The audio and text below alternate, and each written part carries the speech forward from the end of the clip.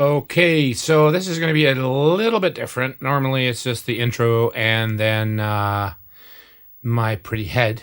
But today, I have to set something straight before I start because I got called out last time by my Ghostbusters buddy Mark, who said, "Hey, man, you were on and on about the most expensive item in your room, and you said something like the Millennium Falcon."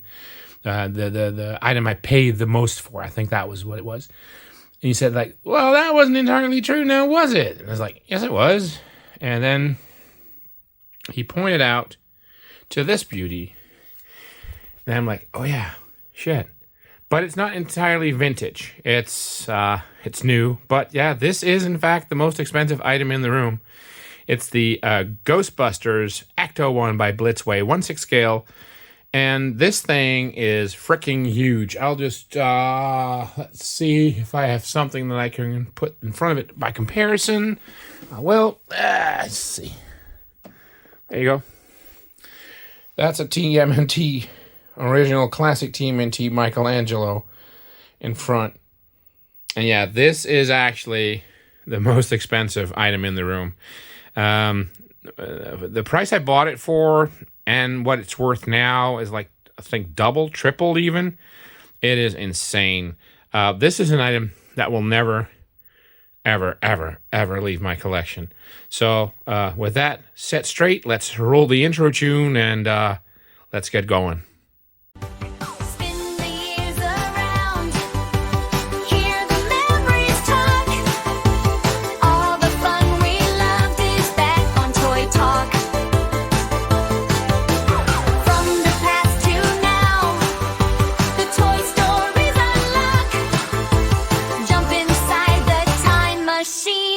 Welcome to Toy Talk!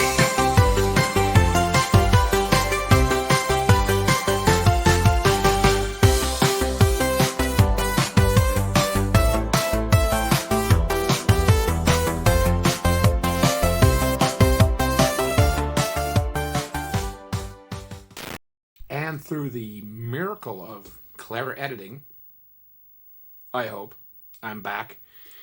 Welcome to episode, I think 6. I should have looked it up for Toy Talk.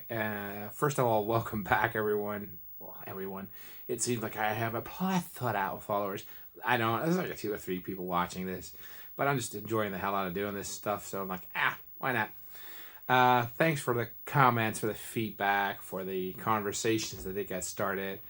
And as some of you might know, notice, like, hey, you're wearing different clothing. You're wearing your Ghostbusters uniform, my Ghostbusters 2 uniform, for good measure. And I'm like, yeah, I am, because this episode was long overdue.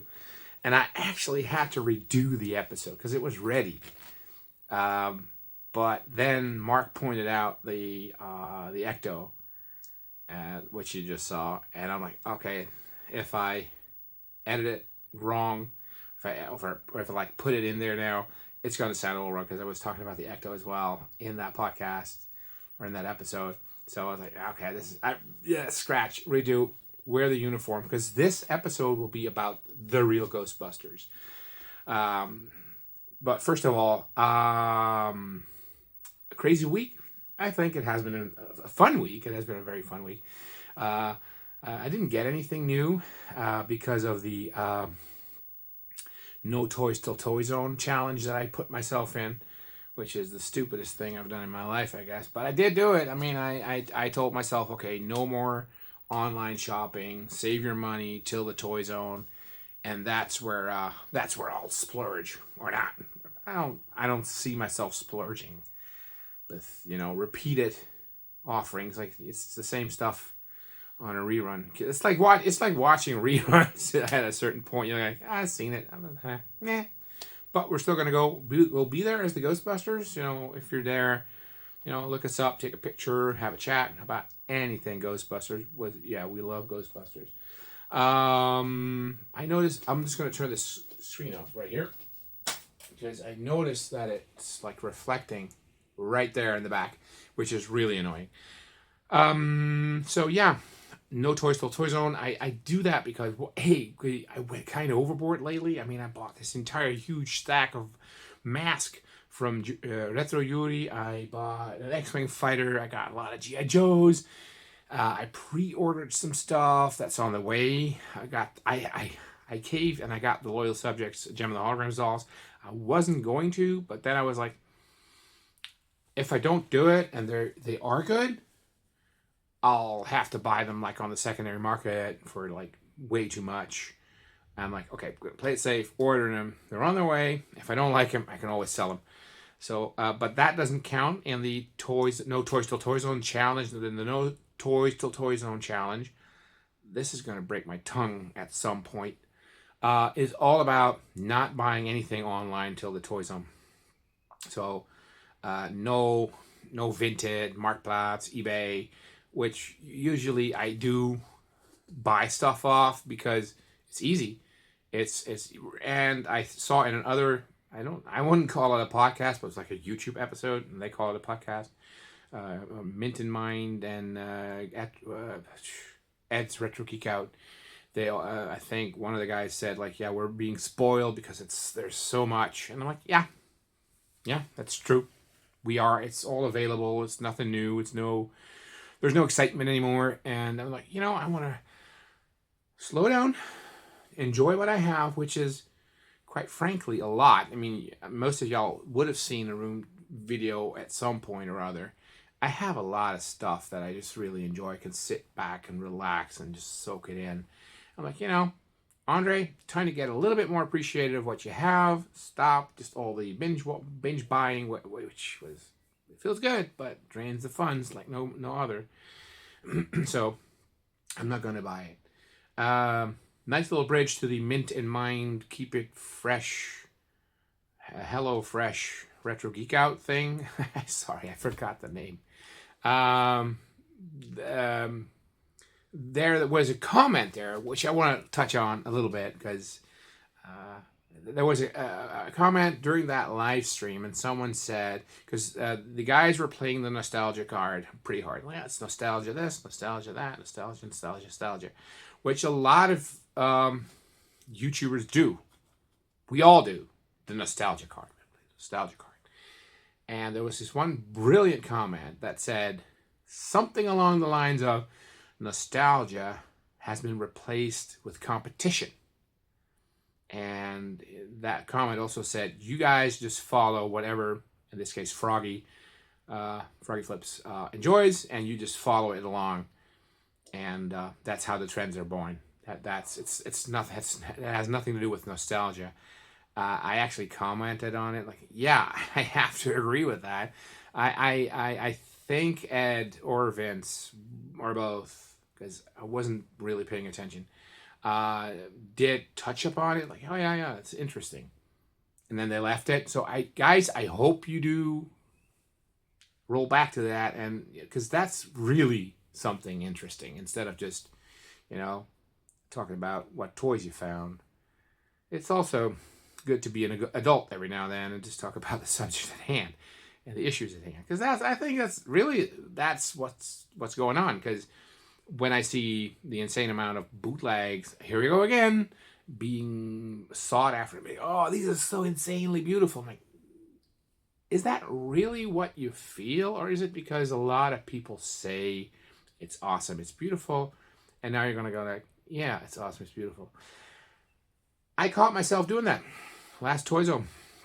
I was at the booth of Monkey's Emporium, and there was these Galaxy girls. I think they were Galaxy girls, and I was they were good looking. They were nice, but I have no connection to them in that respect. I knew all of them, but nothing. And I was like, am I now being drawn in and buying them because everyone says they're so good and they're so awesome and they're so rare, or is it something I really want? At the end, my wife was the voice of reason. And I bought a beautiful Evelyn from Monkey instead, from Johnny. So I'm happy, and a gorgeous Shira, so double happy. But that was a genuine question, and I thought it was a good question. And I'm sorry that I kind of hoped that they would touch upon it, but they didn't. So guys, next episode, I'll be there to remind you. Not that that's gonna change a lot, but whatever. So yeah, and there was one comment, one guy that actually PM'd me and said, "Hey man, you should. I'd like to see you try," because I was critical of some of the things, not in the podcast of Ed and Vince, by the way, but I was critical of something, and they say, "I'd like to see you try. I'd like to see you do better." And I'm like, I actually replies that one. It's like the dumbest trump card ever, because it's like if you can't do it, you can't be critical of something. That was basically the point. And I'm like, no way, man, that's not the case. I mean, picture this, if you will. You go to a restaurant, you order a nice juicy steak, and the chef burns it. Too much salt, too much herbs, whatever. It's ruined. It's dry. It's on your plate. You take a bite and you go like, "Chef, this is not good. This is burnt. It's not good. It's not how you prepare steak." And he comes back with, "Well, I'd like to see you try." No. You have to try because you're the chef. You guys have to try because you're the YouTubers. I don't have to try. I can just watch it and think, hey, that's my prerogative. I can do that. I thought that was funny. The person in question is becoming a regular on my complaint list and on Instagram. He's like every day he's there. I'm not going to block. I'm open to the conversation. I mean, I'm not scared of the conversation. I mean, I know what I think. I know what I feel. It's my right to think that. And I think, yeah, that saying I'd like to see you do better is null and void. I mean, I don't have to do better. I'm not an internet celebrity. I make a video like this for 4 or 5 people to watch it. I don't make my money off of it. It's not monetized. I don't I think live off it. I'm not in some sort of inner clique that arranges stuff for one another, because we all know that's going on too. You know, it's like a cliquey kind of thing. Well, so no, I don't have to. I don't have to try. You guys have to try. You're the YouTubers. You have to try. Well, enough of the negative Nancy. Let's get to the good stuff. Let's get to the good stuff. The real Ghostbusters. Last video, I actually mentioned that someone asked me, like, what was the most influential toy line of your childhood? And I said G.I. Joe. The beautiful, you can't see them, but they're right here. And they're gorgeous. And my buddy Mark was like, yeah, I was kind of surprised you said G.I. Joe and not Ghostbusters. I said, well, bear with me. Ghostbusters really did it for me. It was awesome, but it was late to the party. Once it got started in 1986, I was all in. I collected Real Ghostbusters like there was no tomorrow. I had to have them all. I had a summer job. I had some allowance. I did odd jobs around the house and in the neighborhood, making money so I could go back to the store and buy the next figure that I needed. I'm pretty sure that I was gonna point something out. I had a point somewhere. I don't know. I'm pretty sure I had all the action figures, all the Ghostbuster variants, all the different sorts of Ghostbusters and spooks and monsters that were available on the Dutch market. I got them because I would just go back to the store, spend $10.95 in guilders. I'll show you that in a bit. It's really cool. And buy another item. I had like an entire display. I have to admit, the G.I. Joes I played with, and I just took the weapons out in a separate box, put the Joes in a box, like one of those fishing boxes, you know, where you keep like the tackles and stuff. That was where my Joes were at. But the Real Ghostbusters were the first toys I actually put on a shelf and had on display and cleaned. And I never had kids over to play with my toys because I never wanted them to touch my toys. I was always afraid that they would like break them, and you know. So I never had kids over, and I was very meticulous. I even have, and I showed you this one in another first episode, my original Ray Stance. Then my number 2, my original Peter Venkman, and see how clean this one still is, because I am a Peter Venkman nut. Peter Venkman is my favorite Ghostbuster. So in the movies and in the cartoon, Peter all the way. So that's my original Peter Venkman. This is my original Egon Spangler. And now touching him, I feel that the plastic here, the plastic is a little bit like sticky. So poor boy's getting old. But also very clean. Ray's the only one that took some damage because I wasn't allowed slime, so I used like shampoo on him to slime him. So that's the discoloration on the torso. And the logo let go. But yeah, and then there was nothing because I couldn't find Winston. That was really something. I couldn't find Winston. So my grandparents actually bought me Winston, but they bought me the wrong one. Let's hope I can do this without actually breaking the entire cabinet. I don't even see where he is. I should have planned this. Oh, there he is. Oh, I'm going to knock stuff over now. No, not yet. Not yet. This, I'm going to close this door because this is an accident waiting to happen. This was the Winston I got instead. And when I got him, I was like, oh my God. It's the wrong one. Everyone saw me try the legs first, right? Not the hands. Kind of forgot how the feature worked. But yeah, I was like, But this was the first Winston I had. And I was okay with it. I mean, he was in uniform, but he was too bright. I didn't have the original. But then at a flea market a couple months later, I picked him up. No weapons, no proton pack, no ghost. But that was okay. He could drive the car, just like in the movies. I had my Winston. So I was really, really happy.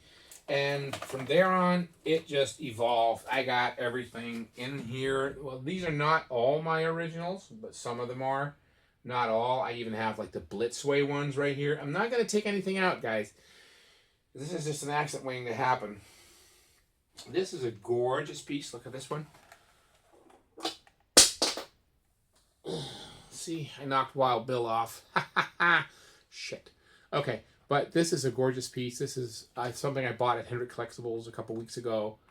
And I'm now starting to move into the... card. Oh, this is a surprise online because I never saw this. This was actually a loose one. Okay. Oh, well. But yeah. Ooh, that was disappointing. I actually got Grueling Discovery online. Live, if you will. Oh, shit. This one's been opened. Oh, crap. Well, now I feel stupid. I didn't see this. I know who the vendor was, but...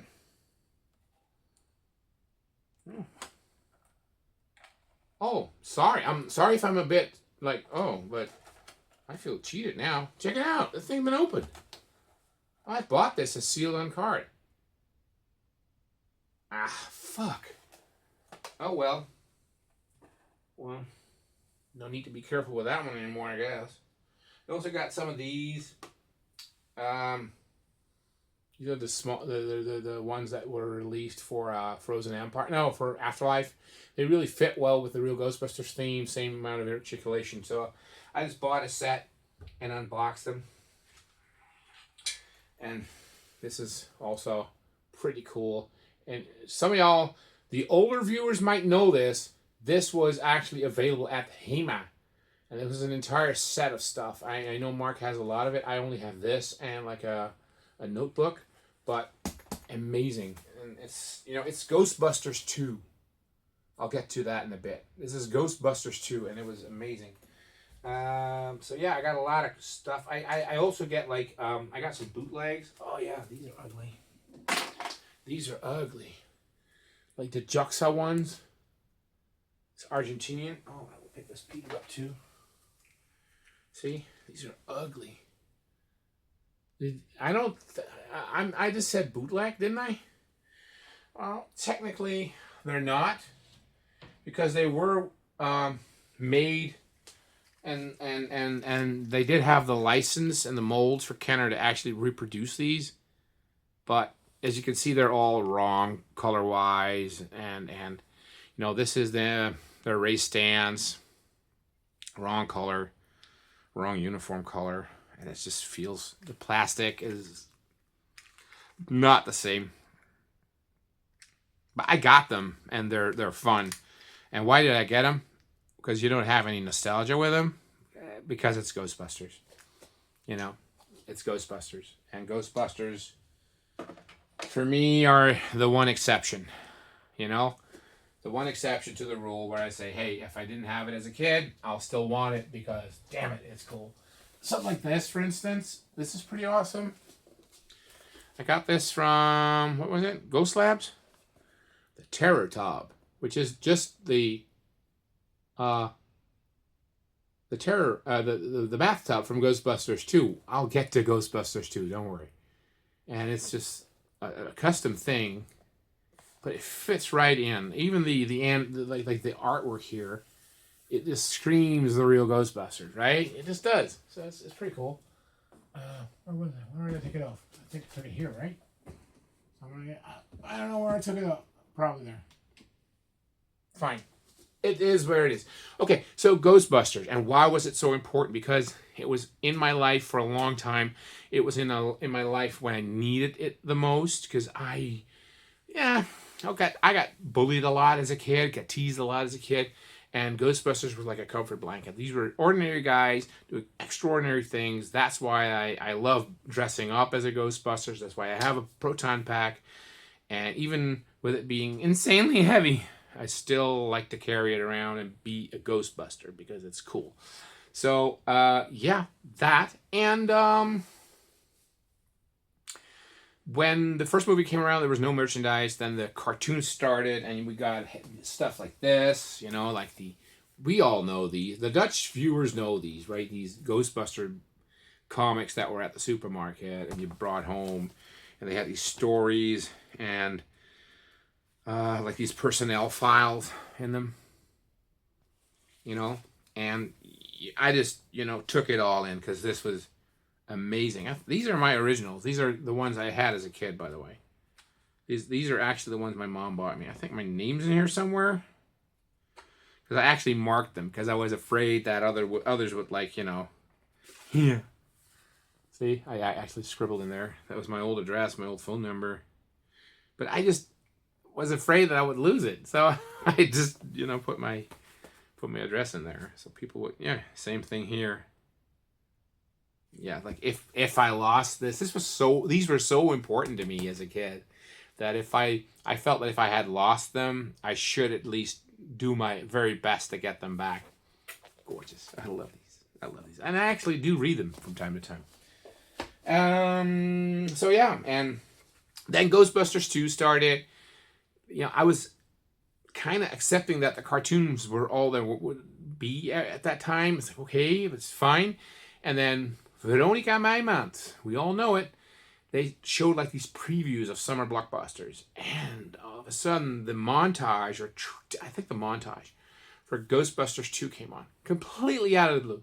Mind you, that was a time where no internet, no nothing. So we were just completely surprised by it. And I was in the living room. I think I was having a cup of tea and like a beschuitje because it was somewhere in the evening, and all of a sudden it started, and I was like, "Wait a minute, this looks familiar."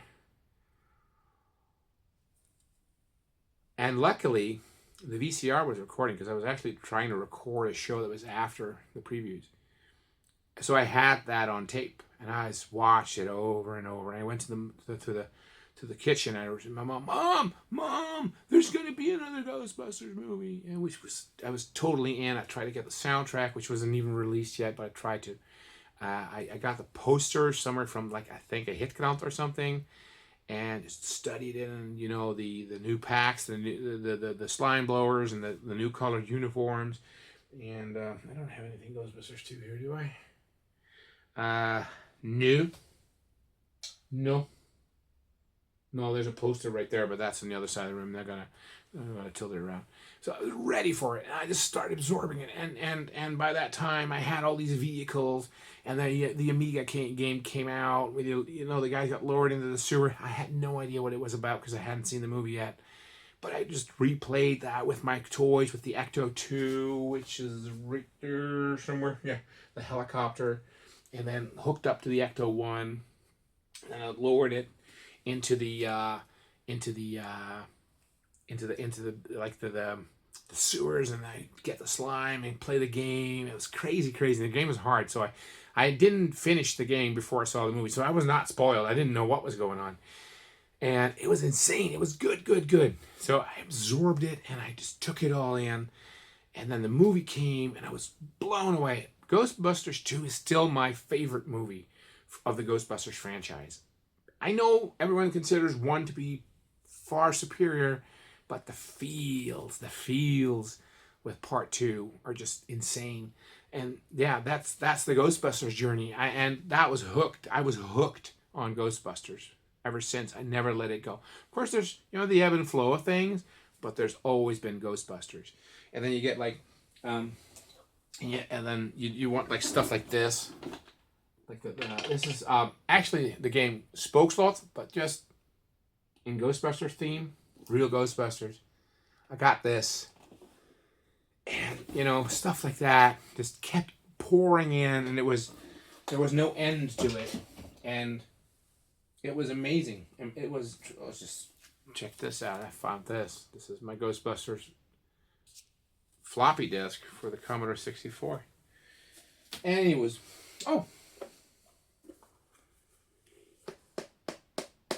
even for the trusty old Commodore 64. This one, I think, let's do this online. Yes, let's do it. I think it's this one. No. Yeah, it is this one. This one even has the original balloon in there that you could. Now, I won't blow this up. I'll probably like disintegrate it if I do it. But there was so much Ghostbusters merchandise out there, and Ghostbusters 2, and I just got it all. I had to have it all. I love that movie. So yeah, Ghostbusters was here to stay. I collected ever since. I actually peaked in the early, like, I want to say 2016, 2017. I was just buying everything Ghostbusters. It has slowed down. I have culled it a little bit and said, okay, I want to focus on Real Ghostbusters and the original movies. And that's where that's what I want to buy. Vintage. I want to buy the original stuff. I do buy, because that's probably going to be a question. Do you buy the retro stuff, like from Hasbro now? The re-releases? Yes, I do buy them because it's a cheap way to get them on card and enjoy them, and it's also very very easy to come by, and you don't really spot the difference unless you're a connoisseur, which I will do right now. I'll ask you guys. Of course I'll tell you which one is the original and which one is the repro. There is a risk with this, because Mark and I are frequently attending conventions, and every now and then one of those reissues is like on the table somewhere. You go, it's an original. Oh no, it's not. It's a reissue, and it's easy to spot. It is really easy to spot, especially with the figures. I'll let you guess a little bit. You can win fabulous prizes.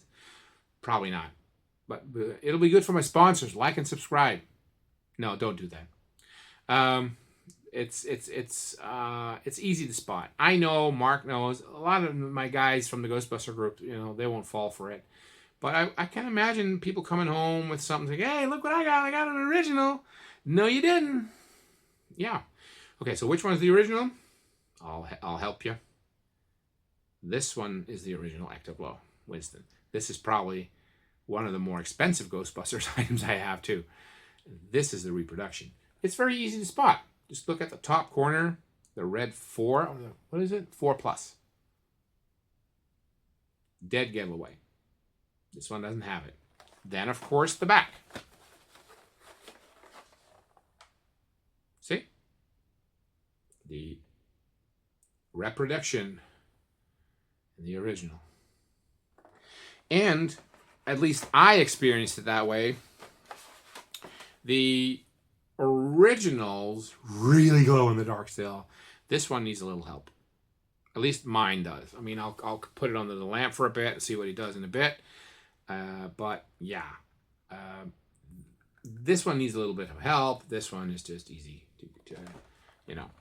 So toys, Ghostbusters. Wow, what a world we are living in where we got this amazing Ghostbuster stuff, right?